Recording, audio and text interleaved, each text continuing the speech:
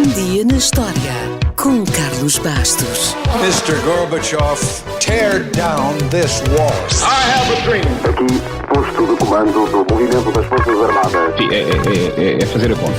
Houston, we have a problem. Yes, we can. And now for something completely different.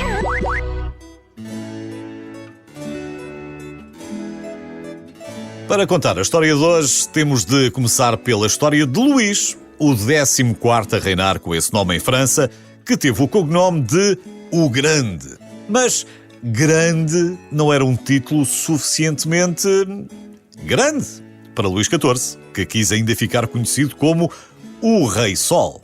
Se considerarmos que herdou o trono aos 5 anos, o seu reinado de 72 anos era o mais longo de toda a história da Europa. Se considerarmos que só começou efetivamente a governar aos 23, depois da morte do seu principal ministro, aí perde, por exemplo, para Isabel II, que teve mais anos de reinado. Já agora, o seu principal ministro e conselheiro era um cardeal muito influente na altura, mas não era esse cardeal que está a pensar. Este chamava-se Giulio Mazzarino.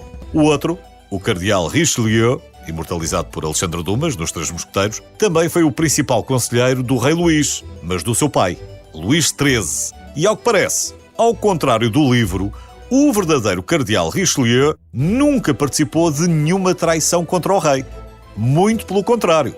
Aliás, o absolutismo terá começado aí, e Luís XIV terá ido ainda mais longe, centralizando todo o poder na sua pessoa. Ou, como ele gostava de dizer, com a sua habitual modéstia, o Estado sou eu. O que nos leva à história de hoje é que foi a 6 de abril de 1682 que Luís XIV transferiu a sua corte para o Palácio de Versalhes. Este foi o centro do poder do antigo regime até a família real ser forçada a voltar a Paris por causa da Revolução Francesa de 1789.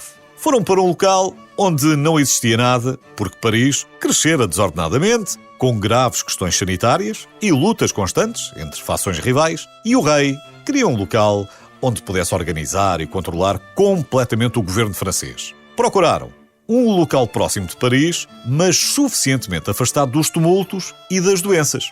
E escolheram o pavilhão de caça de Versalhes, que, ao longo das décadas seguintes, foi expandido até torná-lo no maior palácio do mundo. Ou seja, uma obra mais de acordo com Luís XIV. E é bom lembrar, atenção, que o rei vivia no Louvre. Mas, como não dava para ampliar, lá foi toda a gente para Versalhes. O Palácio de Versalhes tem cerca de 700 quartos, 2.000 janelas, 67 escadas, mais de 1.000 lareiras, mais de 5.000 peças de mobiliário e 6.000 pinturas. Um dos grandes destaques é a Galeria dos Espelhos, criada com um único propósito: ostentar. Tem 357 espelhos e cada um deles custava uma fortuna na altura. Era mesmo tudo à grande e à francesa. Os números são incríveis e não há tempo para todos. Fico só com a ideia de que os jardins do palácio cobrem mais de 30.000 hectares, tinham 400 esculturas e 1.400 fontes. Um problema, porque o palácio não estava localizado perto de um rio.